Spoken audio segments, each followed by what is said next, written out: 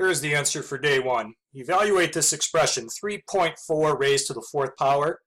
Type that in the calculator. The answer, if you round it, is 133.63. Then e to the fourth. That's also done on the calculator. Down the left-hand side of the calculator, there's a button called natural log. It has an ln on it. But then that same button in blue ink says e to the x. So that's the one that you want to do e to the fourth power. That's 54.59. Now we're going to graph. This first one we can graph it by hand and not need a calculator. Number raised to the 0 power makes 1. So when x is 0, the function value is 1. So here's the dot called the y-intercept. Now when x is positive 1, we would have 1/3 to the first power, which is 1/3. And that's about right here. Not quite halfway to the first mark. Now let's choose a negative x value like -1. 1/3 to the -1 creates the reciprocal of 1/3, which is 3. So -1, 3. Or we could easily figure out 1/3 to the -2. Do a reciprocal, which is 3, and raise that to the second power, which is 9. So -2, 9 is a dot. Exponential functions have horizontal asymptotes, in this case right along the x-axis. So the curve looks like this. Now question D.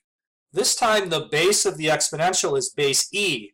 It's not an easy to work with fraction like 1/3, so we'll probably need to use the calculator to evaluate this. But one dot that we can easily evaluate is what happens if you plug in 0, because e to the 0 power makes 1. 2 times 1 is 2, plus 1 makes 3. So when x is 0, the function value is 3. The y-intercept is at 3. Now we're probably going to need to use the calculator to get more dots.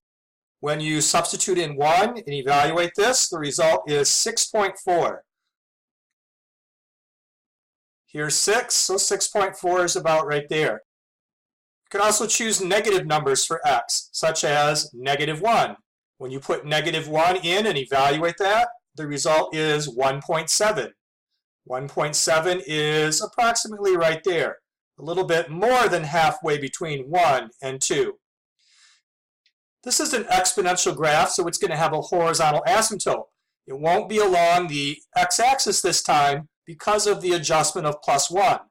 So there is a horizontal asymptote crossing y at +1. I'm going to draw that in with a dashed line, and then I can draw the curve alongside that asymptote.